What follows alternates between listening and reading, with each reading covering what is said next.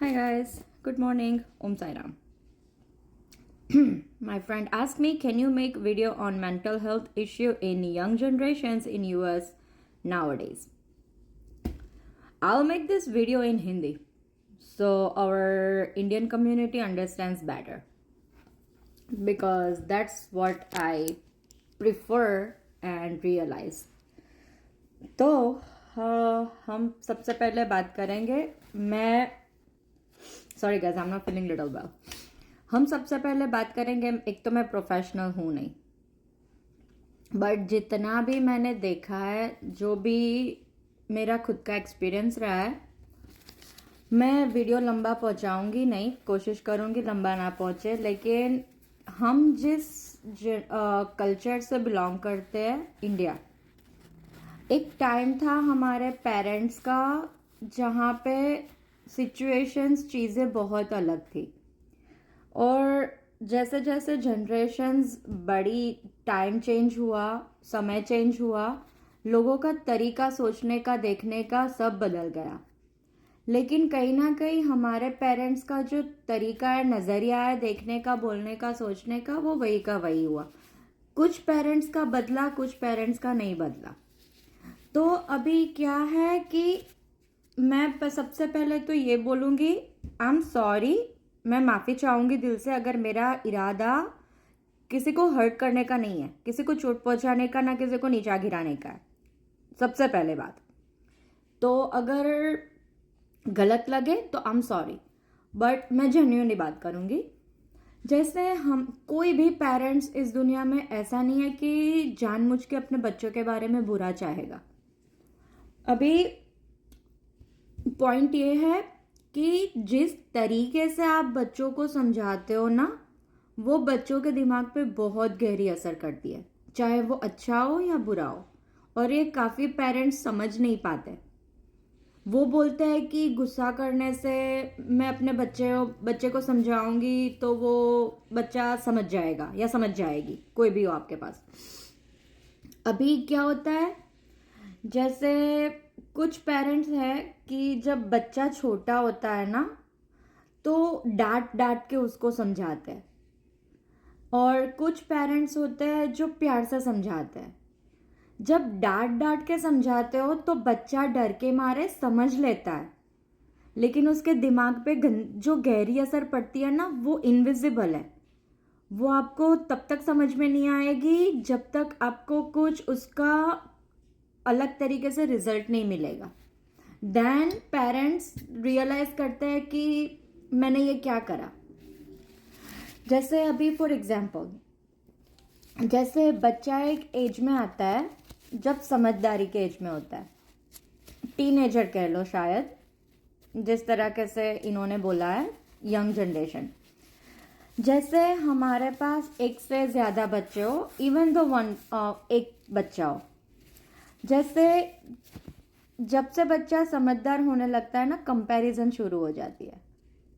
या फिर अपने भाई बहनों से या फिर दूसरे बच्चों से जैसे फ्रेंड्स है फैमिली मेम्बर्स है रिलेटिव्स है जो भी एक्स वाई जेड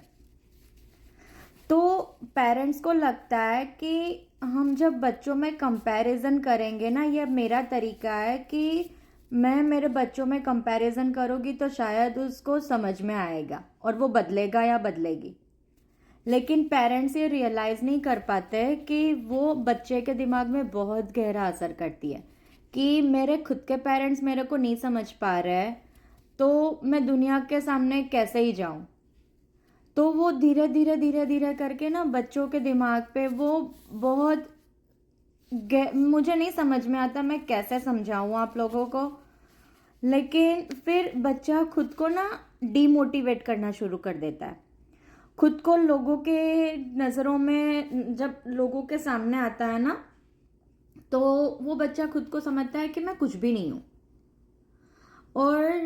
अपने बारे में नेगेटिव चीज़ें बोलना सोचना देखना शुरू कर देता है और वो बहुत बहुत ख़राब चीज़ है मैं बोल रही हूँ आई पास फ्रॉम दैट तो वो उसके दिमाग को असर करता है फिर उसके फिजिकल हेल्थ में भी बहुत असर पड़ता है उसका जैसे बच्चे को याद नहीं रहता, कुछ चीज़ें बच्चे को याद नहीं रहती क्योंकि वो एक अलग ट्रॉमा में जा चुका है, कि कभी वो समझ बिलीव नहीं कर पाता कि मैं कुछ कर सकता हूँ या कर सकती हूँ।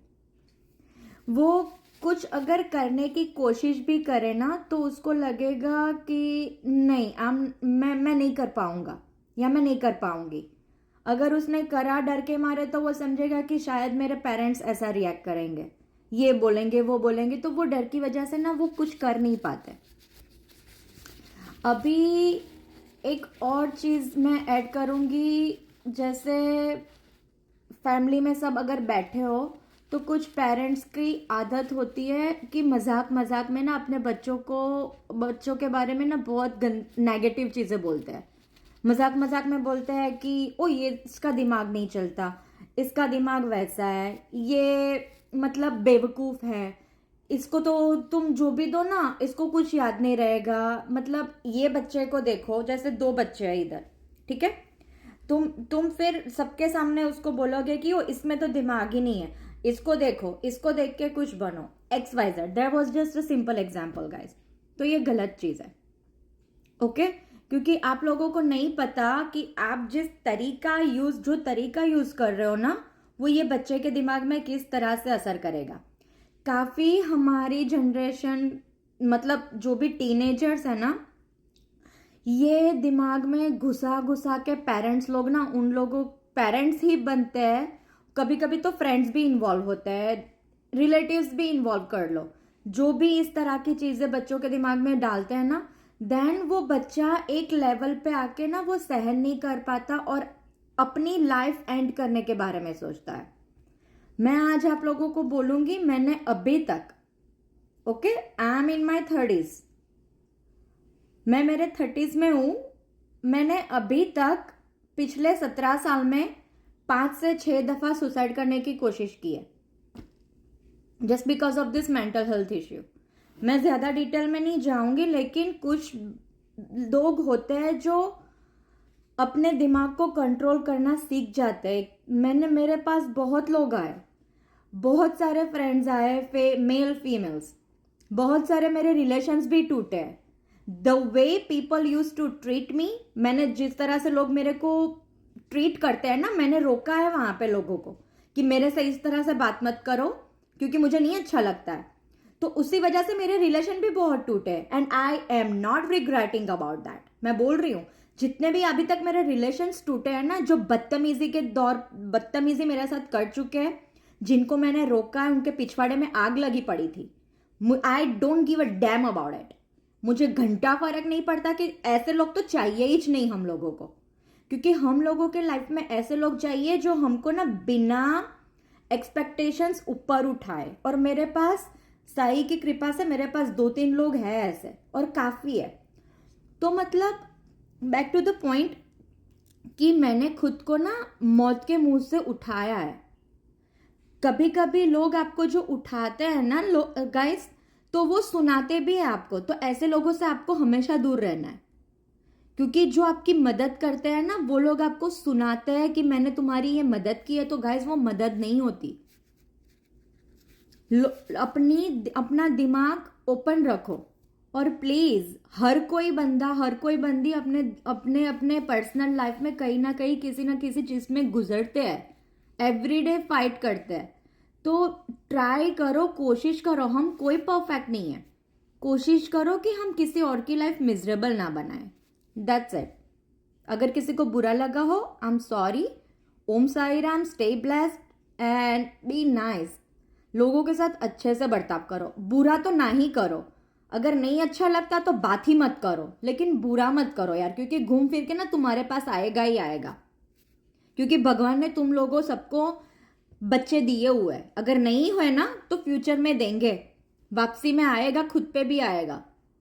तो B gentle with each other, stay happy.